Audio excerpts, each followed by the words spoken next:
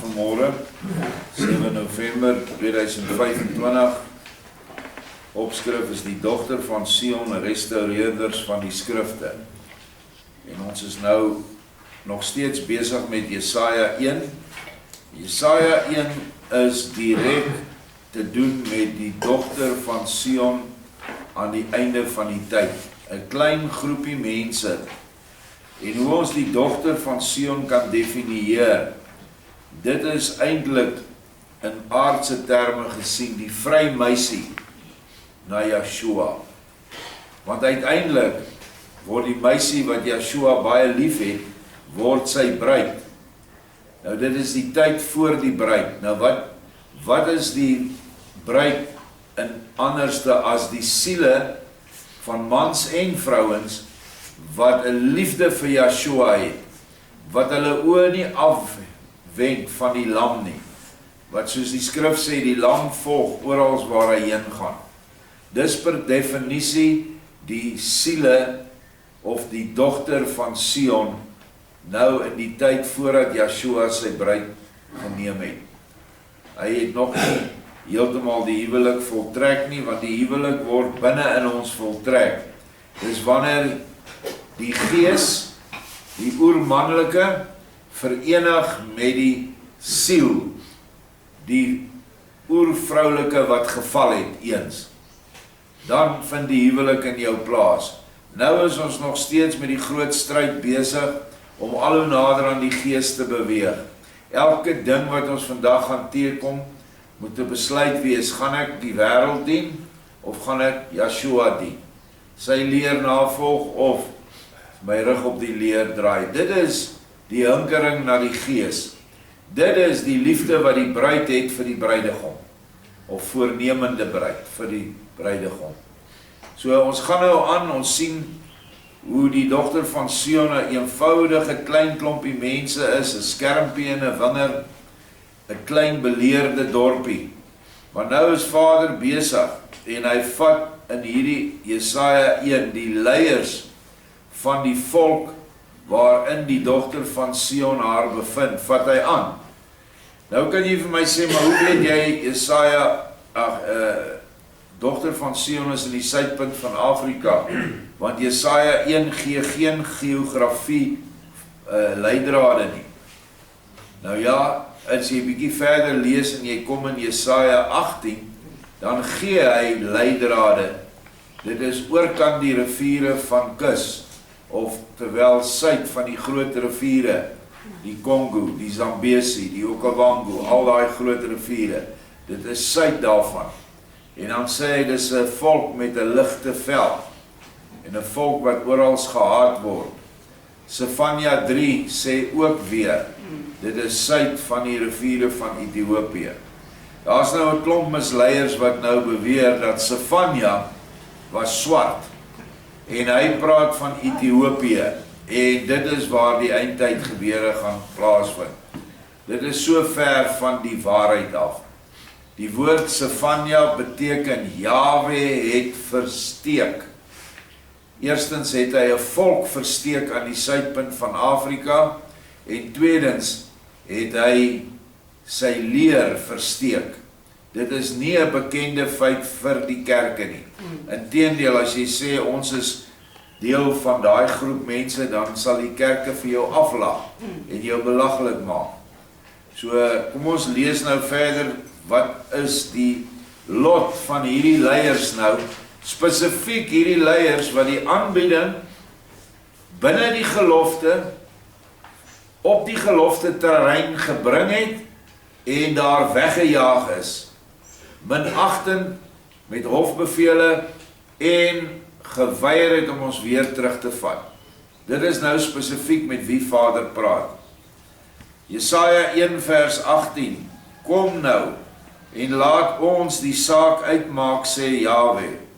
Al was julle oortredinge soos skarlaken, dit sal wit word soos sneeu.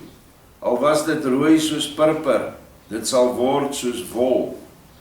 As julle gewillig is en luister, sal julle die suiwer dinge van die aarde eet.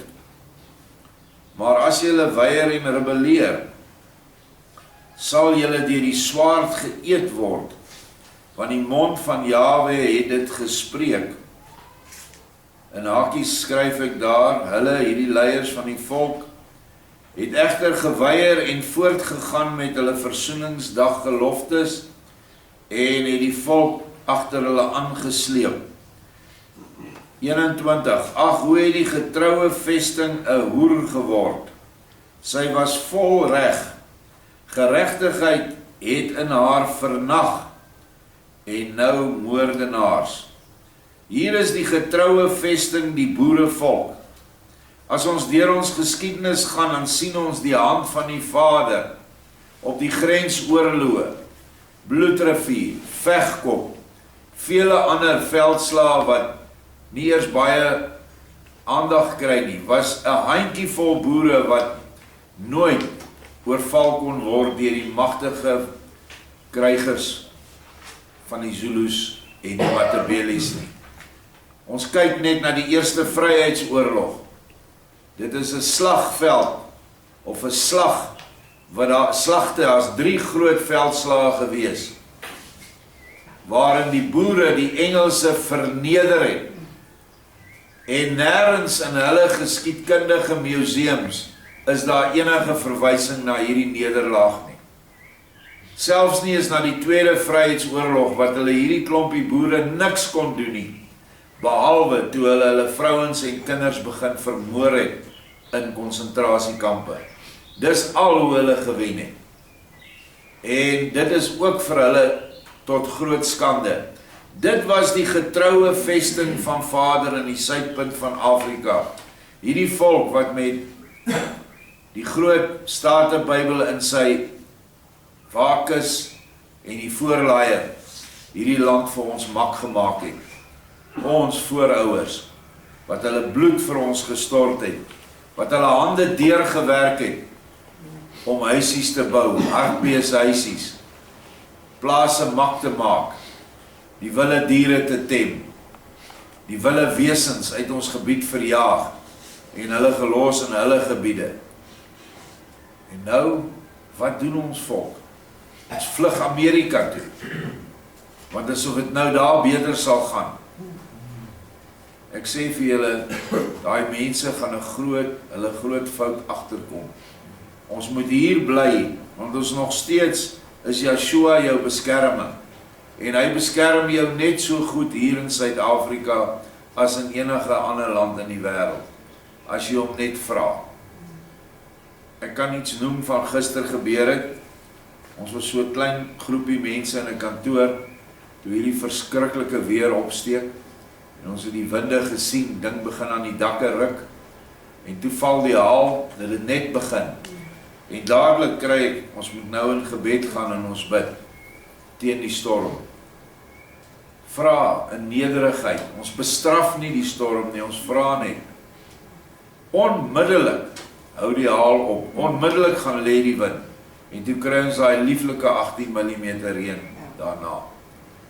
Ons moenie vergeet nie, ons het sy krag en mag tot ons beskikking. Die mens is eintlik, ons is altyd, hardloop ons eers na ander dinge, hardloop, kry die kar onder die dak, dat die haal om die stuk inslaan. Maar ons vergeet baie keer om te bid. As iemand baie siek is en skielik iets weer oorkom, dan sê ons, hardloop met hom hospitaal toe, waar is die ambulance, waar is die bussies? In steede van om rustig te raak, hande op te lê, van Yeshua te vra, om hom te help. Noem dit nou maar net. In Hakkie sê ons hier, die getroue, apartheidsgestelde, godvreesende boerevolk, het oreer met die heidense oorheersers, en Bloedrivier, ons getroue vesting, is afgebreek. Dit het nou gebeur na omtrent 2002, en al hoe erger geword. Vers 22, jou silwer het skuim geword, jou wyn is vervals met water. Silwer in die woord, in die skrif, simboliek is die woord.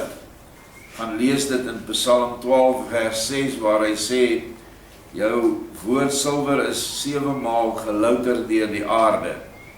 En dit is vervals. Dis die silwer wat skuim geword het. Hierdie nuwe Bybels wat die volk aanhang.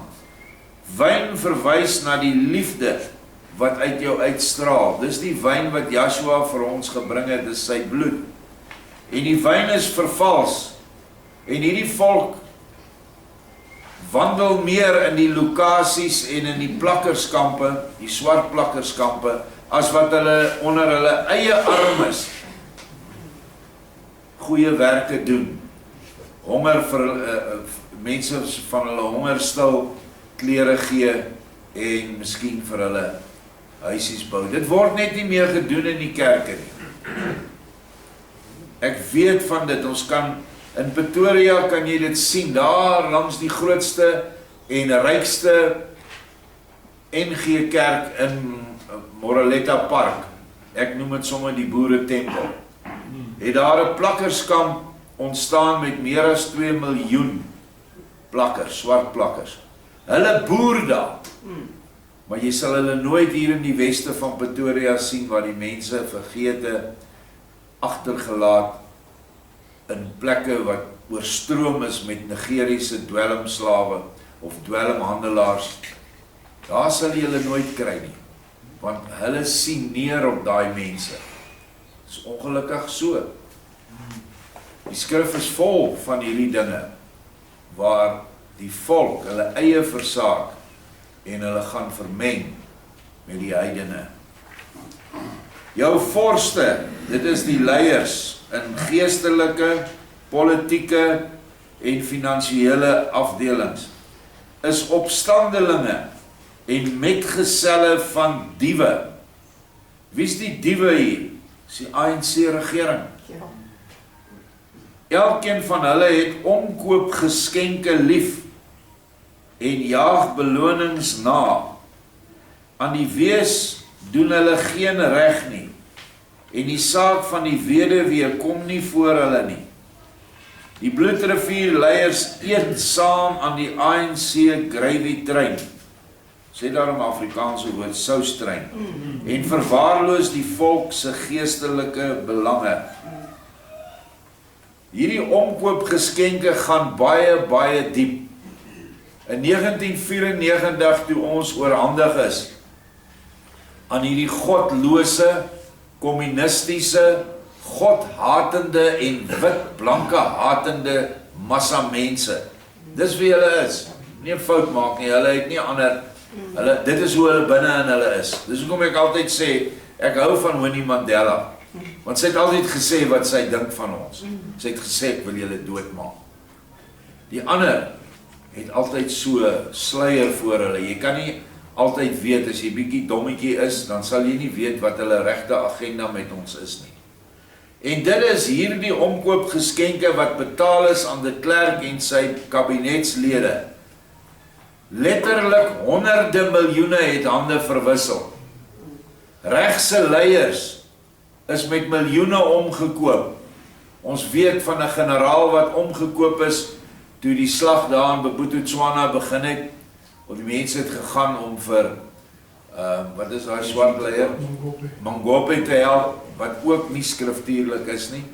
En in die vliegtuig van Pretoria af tot by Mafikeng is hy omgekoop en het hy daai boere in 'n lokval ingelei en heel wat van hulle het gesterf omdat hulle nie die regte wapens daar gehad het nie. Hulle sou by die generaal wapens kry. So is die hele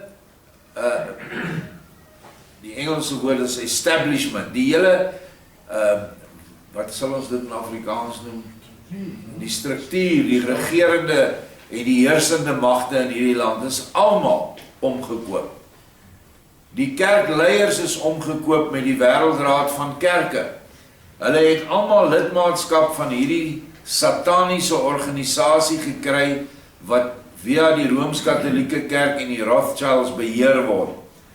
En nou kan hulle nie godsdienstige uitsprake maak teen sekere dinge nie. Daar is 'n baie goeie voorbeeld nou vir ons in Amerika, hoe hulle Charlie Kirk uitgehaal het, die oomblik toe hy teen die Jode praat.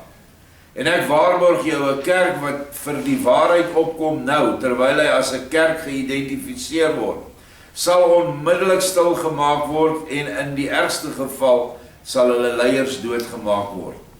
Soos hulle die groot verraaier Johan Heinzowitsch of Johan Heinz uiteindelik toe in die kop geskiet het, toe sy doel klaar was, toe hy uitgedien was. Dit is die agtergrond waarin ons as behoudende staan en waarin ons op Bloedrivier te staan gekom het teen hierdie verraaiers, wat dan al die kultuurorganisasies ingesluit het, groot kultuurorganisasies in die volk, die hoofstroom kerke en natuurlik die politiek, want die hofbevel is ook maar destyds deur Thabo Mbeki gefinaliseer, nadat die wit verraaiers dit vir hom gevat het en gesê het, jaag hierdie mense af, hulle is nie goed vir Suid-Afrika se beeld.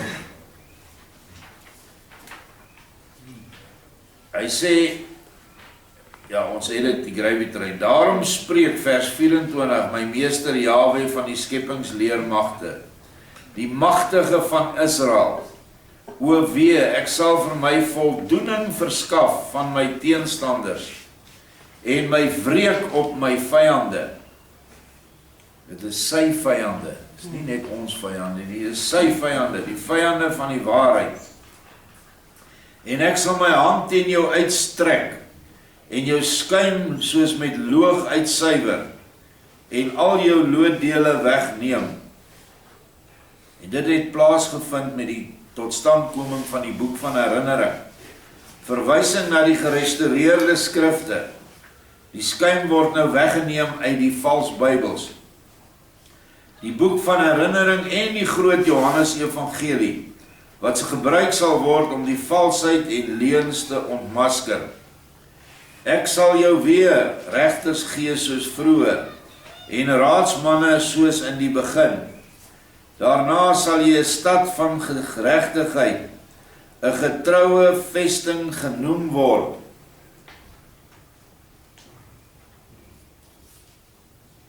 Jahwe se liefdeswette in hakies wat ek sê word herstel met die Melchisedek orde wat gaan heers uit Sion.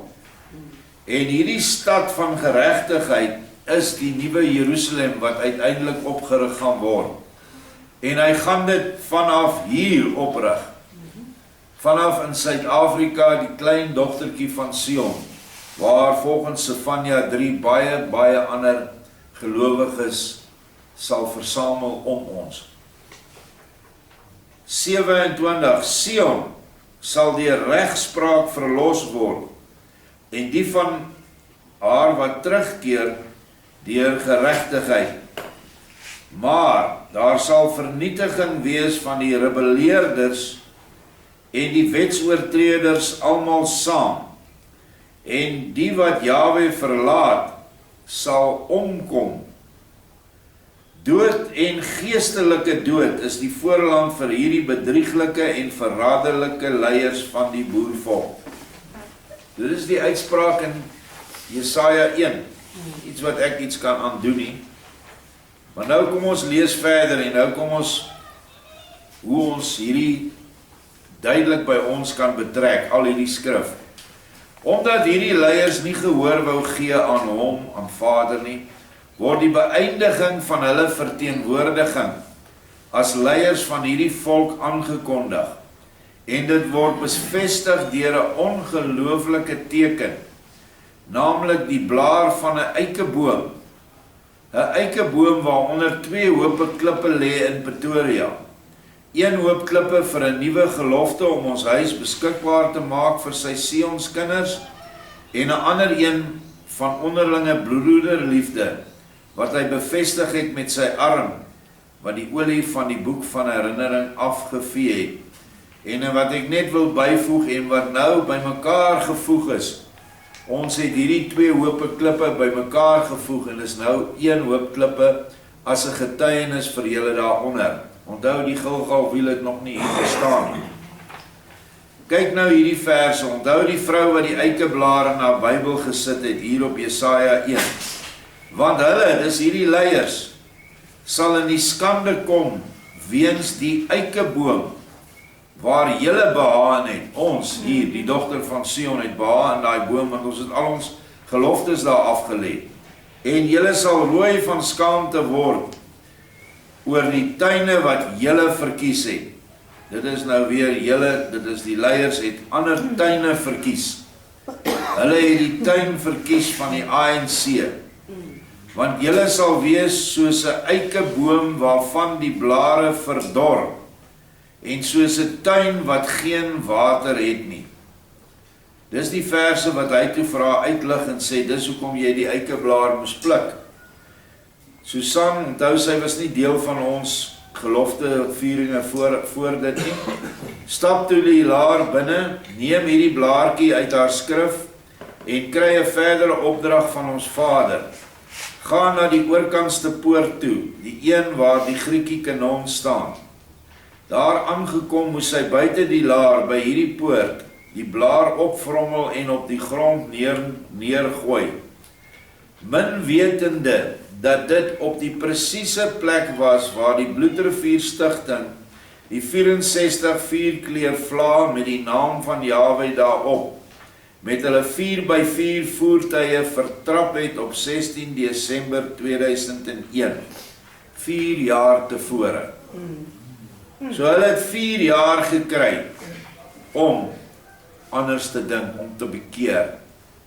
Sy het nie geweet hoekom sy dit moes opvrommel en daar neergooi nie. Sy het dit net gedoen, want die Vader het in haar gees die opdrag gegee. Hoe groot, lankmoedig en akkuraat is ons Vader nie? Hoe lank gelede is Jesaja 1 nie geskryf nie? Toe het hy alreeds geweet dat hulle hierdie gruwelike ding sou doen. U moet onthou dat Susan nie by was in 2001 toe hierdie naamskendery op Bloedrivier gepleeg was nie.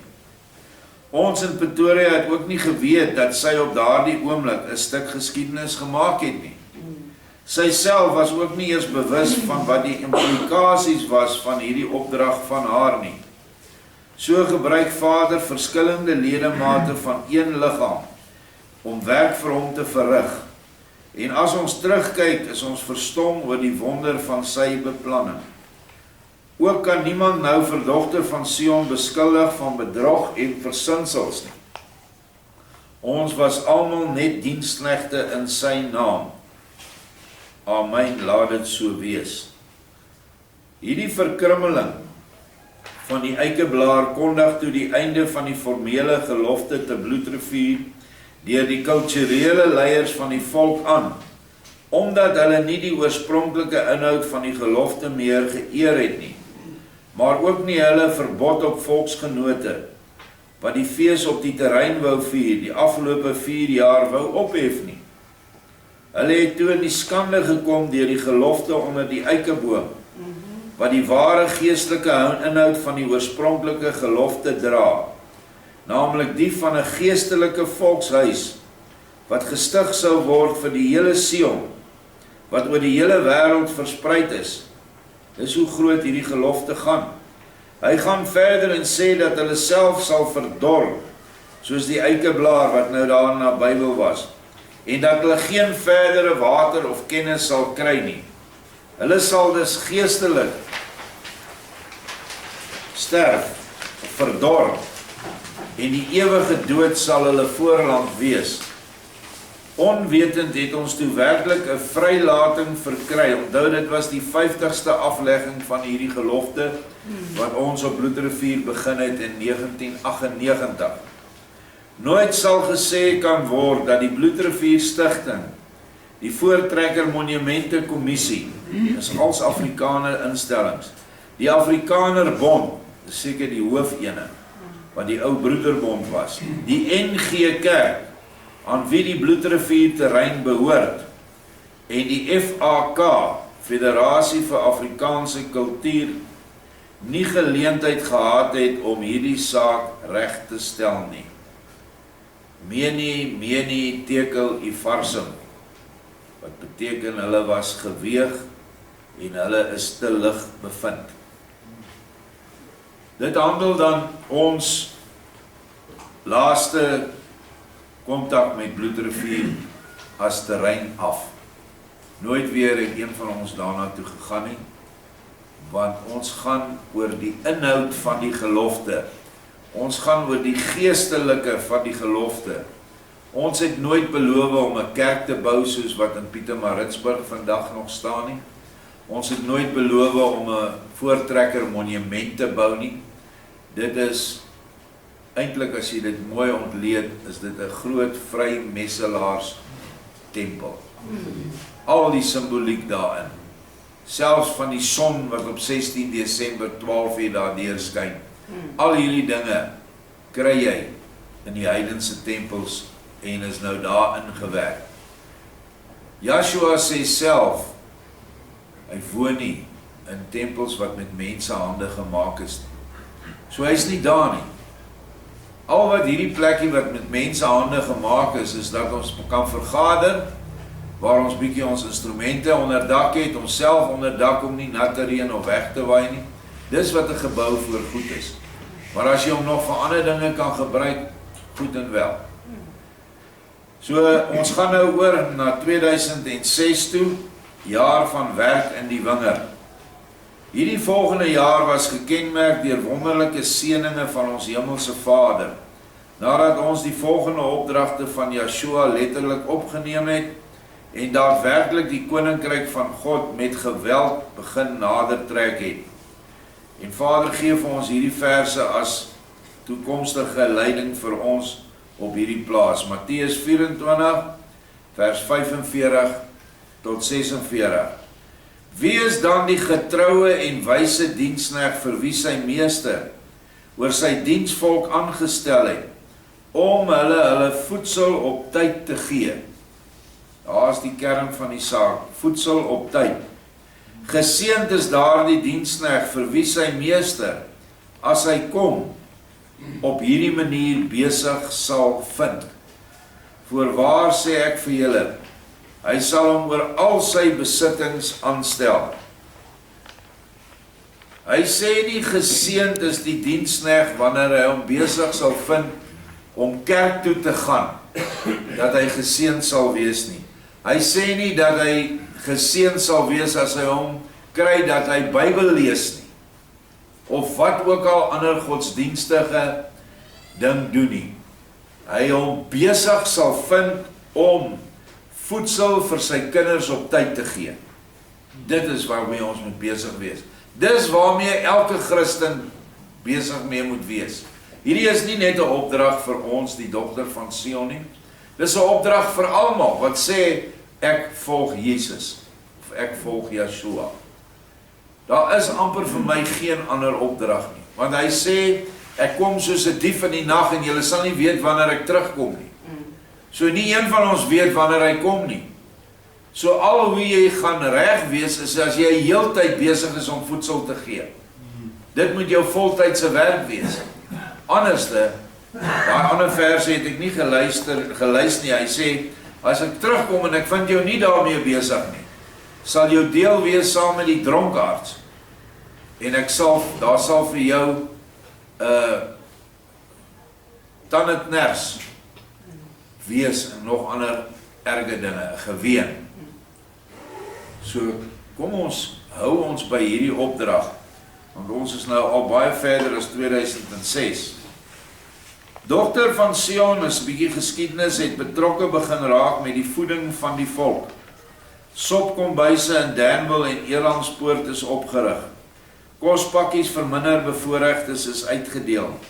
Op die grond self is 50, nou al so wat 500 behoeftige mense gehuisves, destyds in tente en wendyhuise. Elke oggend het ons geleentheid gehad om ook geestelike voedsel uit te deel. Skrifstudie lesings in die oggende het hulle self baie vrugbaar getoon. Mense het werklik die woord begin eet. Hier moet ons byvoeg dat daar ook geen tekort aan duiwels was nie. Die was volop, en dit is vandag nog so.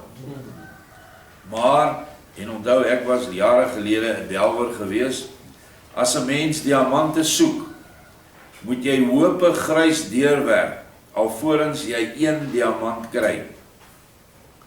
Hierdie opdrag was so ernstig op ons harte gedruk, Want die volgende skrifgedeelte is 'n groot aanklag teen die hele volk. Matteus 25 vers 31 tot 46.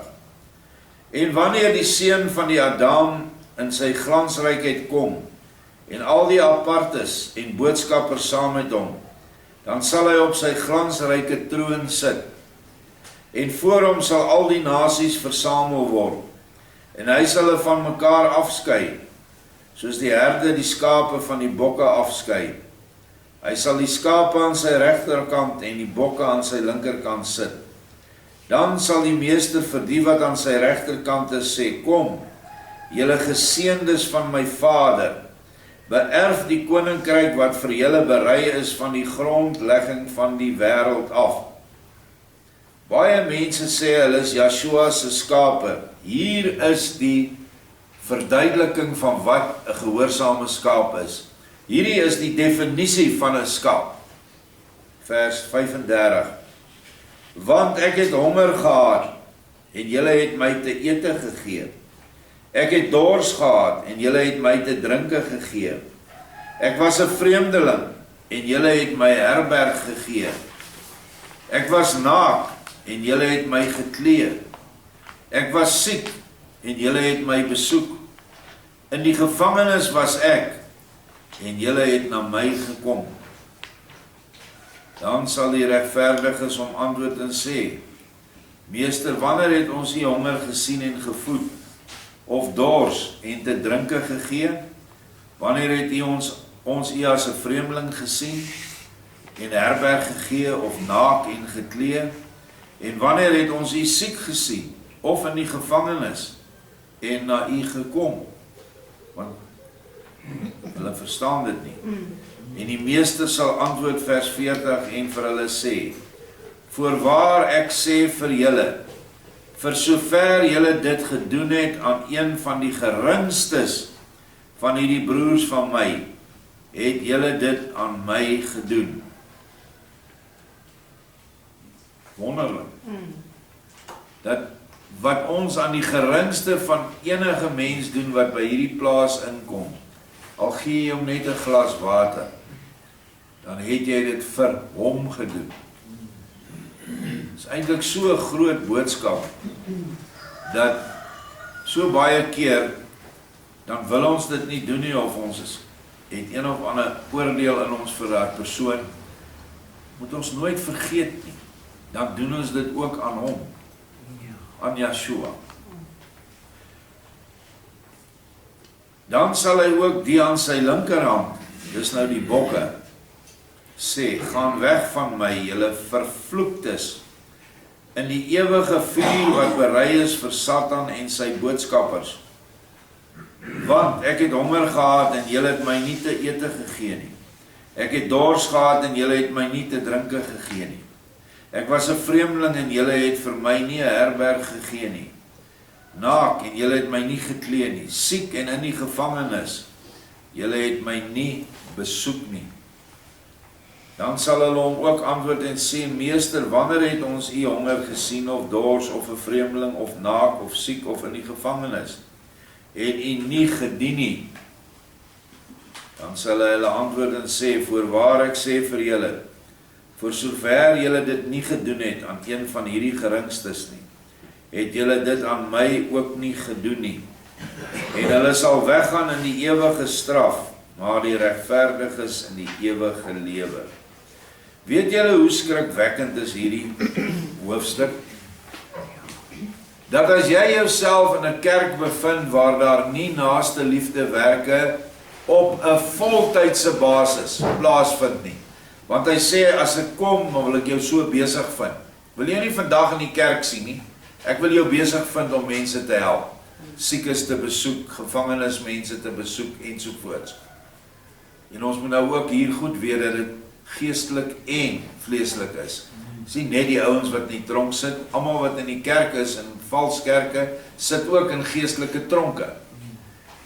En daardie mense wat dink dat hulle so regverdig is en hulle het so mooi kerk en so mooi gebou en tog so pragtige predikant en hy het so mooi kar en hy bly in so mooi huis, Jessie, ons dien dan vir Vader.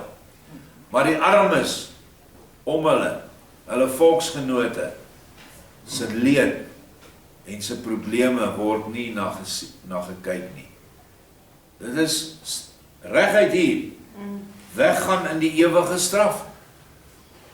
Dit sal die ergste vir daardie mense wees, want hulle dink hulle is reg.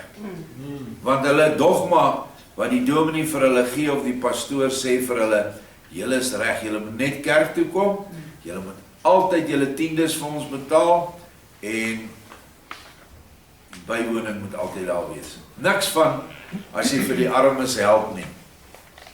Ons weet van erge gevalle hier naby ons, waar die dominee baie omgegee het vir armes, volksarmes, sy eie soort mense, en dat hy self kos gekook het vir hulle in die aande na werk, en saam met ons gewerk het, en hy is in daardie kerk uitgewerk, omdat hy armes gehelp het, en nog dit met ons se samewerking gedoen het.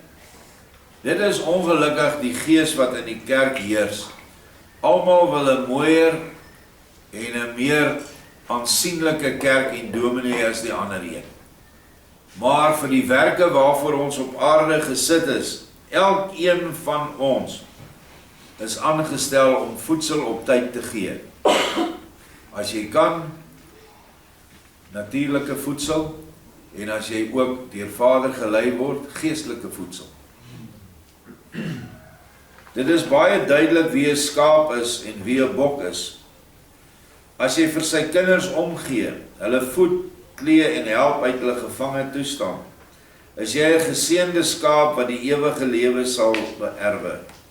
Indien jy dit nie doen nie, is jy 'n bok en sal die ewige straf jou voorland wees. Niemand kan verby hierdie vers kom nie. Dit is duidelik reguit en op die man af. Ja, verseker is dit uiteindelik geestelike kos, geestelike kleed en geestelike genesing wat gegee moet word. Maar hoe sê jy vir iemand wat 3 dae laas geëet het, dat jy nou God se woord aan hom bring? Hy vloek jou en jaag jou weg, en ons het dit ervaar, want hy is honger. Na 3 maande plus sy onbaatsigtige fisiese kosvoorsiening, sal hy jou vra, hoekom jy dit dan doen? En dan sê jy, omdat die liefde van Yeshua wat in my is, en wat ek vir jou het, dit van my vra. Dan eers begin jy die geestelike kos stadig en smaaklik aanbied. Ek wil afsluit met 'n voorbeeld in Danville toe ons daar aangekom het. En dan stop ons nou met die bakkie met die sleepwa en ons hy vol kos. Ons het heeltemal al 2 goed is vol. En hier kom 'n klein seentjie uit die huis uit gehardloop. En hy storm, nou gewoonlik staan die gesinne daar met hulle maatjies of met hulle sakke en dan gee ons vir hulle in volgens behoefte. En hy gryp 'n appel en hy hardloop sommer net daar in die straat af. En sy sussie hardloop agter hom en sy skree vir hom: "Bring daai appel hier, dis vandag my beurt om te eet." Dan breek dit jou hart wanneer jy sulke dinge sien. Want daai kinders het nie gevra vir daai lewe wat hulle lei nie. Daai kindertjies, dit is aan hulle gedoen deur ons volksleiers wat ons volk in hierdie ellende ingedompel het.